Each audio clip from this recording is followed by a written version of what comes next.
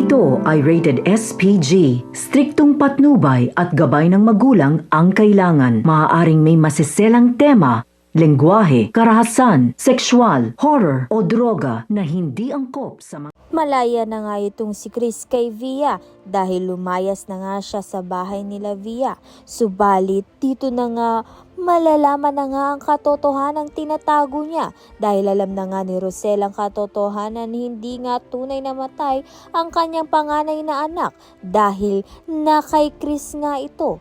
Kukumprontahin niya nga itong si Malu upang ngang mapatunayan na hindi nga tunay na namatay ang kanyang anak.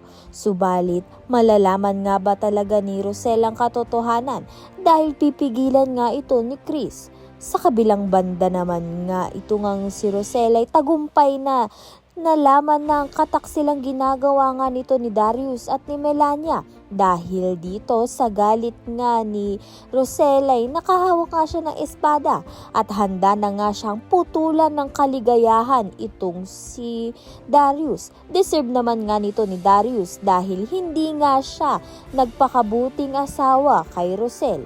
Kaya naman nga't itong si Melania ay nagsumbong kay Via at sasabihin niya na nga ang katotohanan na si Belle ay anak nga ni Chris kay Rosel.